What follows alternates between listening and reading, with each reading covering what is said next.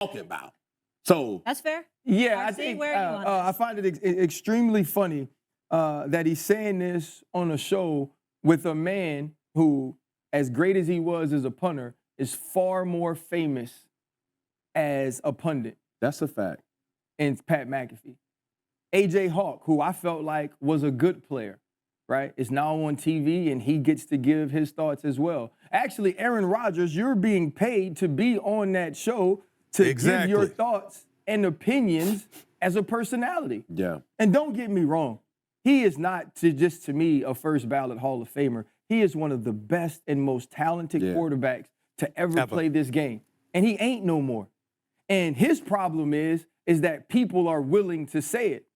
Are people not supposed to be able to do their jobs and do their jobs in an unbiased way and be honest about who you are as a player because you feel like you had a better career than them? Yeah. I don't agree to that. And for you to sit up there and say that there are these people who feel like they have now become the celebrity or they have now become the superstar or the sports center of old is gone. Yeah, bro, because times change. The reason that they're paying you $1 million or whatever it is to be on Pat McAfee is because you had a great career and people are going to listen to your opinions, which people listen to my opinion. People listen to Cam Newton's opinion. People listen to Stephen A's opinion because those opinions are informed.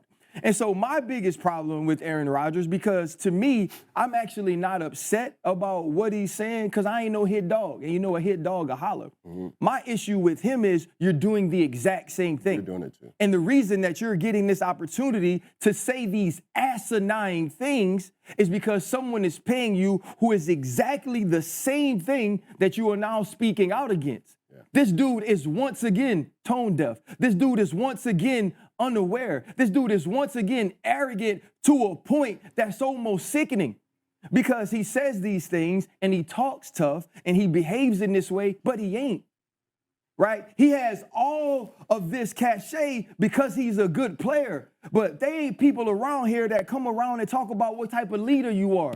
They ain't people that come around here and talk about wanting to follow you because of the type of man you have been. This dude is a fraud. Right? He's been a fraud, and he could throw a football, and that's where it stops. Once that talent ends, so does him, and so does he. And so to sit up there, man, and to be just blatantly hypocritical is funny and sickening at the same time.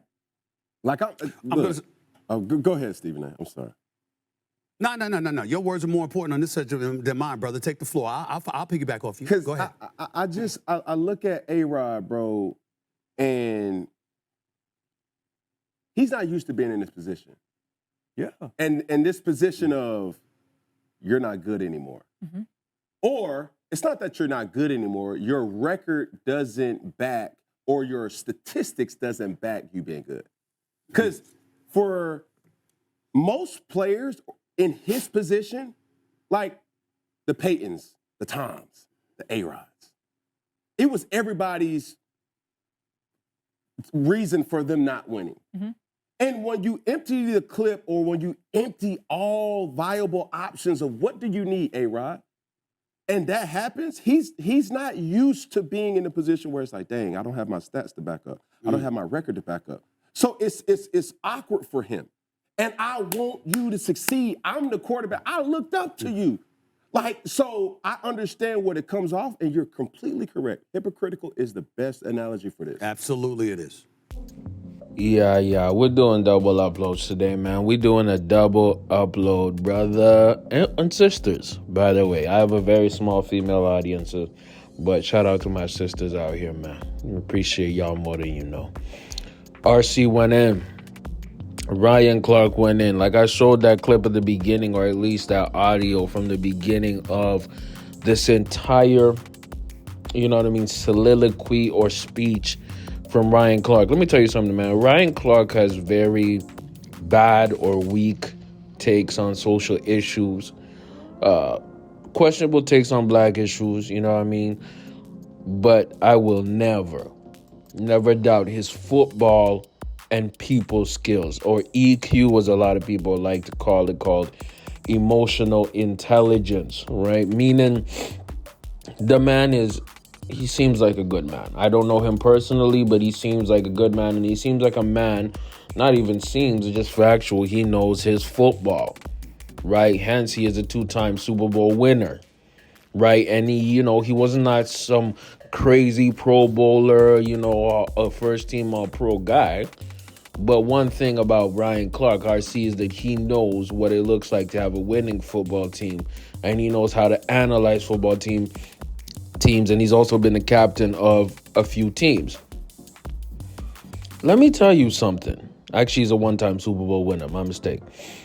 Let me tell you something, man. Everything he said about Aaron Rodgers was absolutely correct, and not only was it correct, it was mandatory.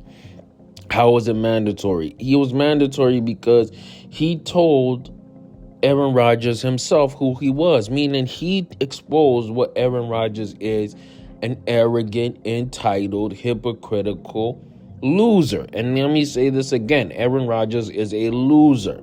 And if you've been watching Unk and Few every Sunday, either 11 a.m. or 10:30 a.m. Eastern, if you've been watching us, we've been going in all season. We're on season 3.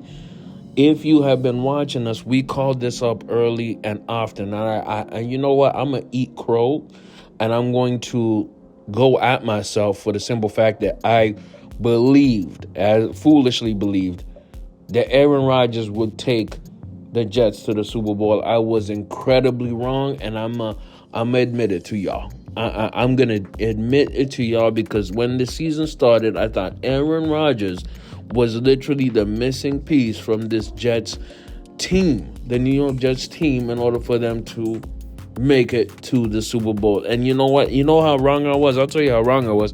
The Jets were one of the first few teams to get eliminated from playoff contention. Right? The arrogant, disrespectful, I'm going to say it, he's a piece of trash person. Aaron Rodgers went on Pat McAfee, and instead of taking accountability for his horrible play, and when I say horrible play, there are at least 5 games, I believe, that if Aaron Rodgers played well in the fourth quarter or overtime, the Jets should have won. So instead of being 3-8, I believe, or 3 and close to 10 that they are right now, they could have been 8-8 fighting for that wild card in the playoffs, man. They could have been 8-8 fighting for that playoff spot, or maybe 8 and something like that. I don't know, maybe 8-6. You know what I mean? They could have been like the Rams. You see what's happening with Matthew Stafford and the Rams? Matthew Stafford and the Rams are, by the way, the Jets are 3-10. That's horrible. You see how the Rams are playing?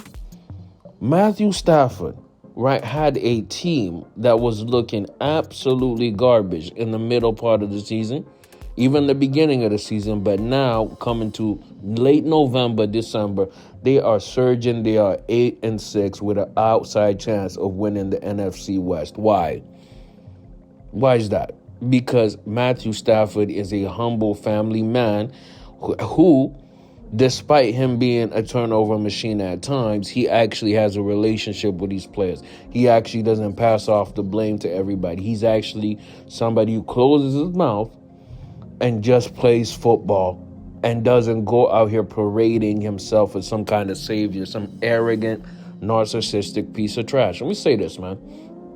I'm going to repeat this. I used to be an Aaron Rodgers fan, the player. The player. I didn't know the person, but when you see him every week on Pat McAfee being an absolute tool, and I could use other more aggressive words, right? Instead of being a leader, you realize why he only has 1 ring in almost 18 years of football. You realize why this person has no relationship with his family. You realize why a lot of ex-players who used to play, ex-teammates of him, have not so great things to say about him. You realize what type of loser he is. Let me tell you something, man. Matthew Stafford from the LA Rams is going to get another ring.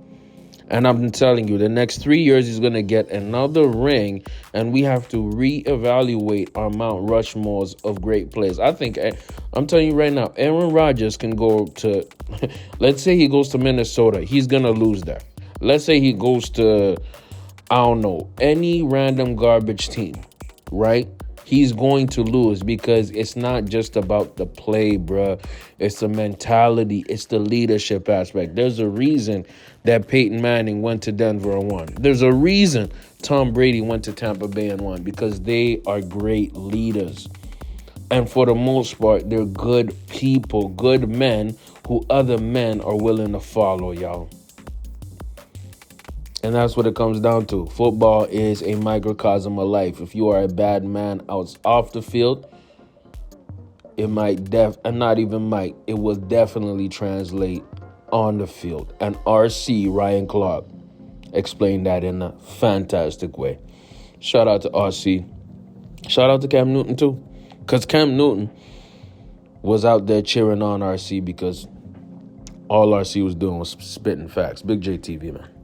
Like, comment, subscribe. I'm out, y'all.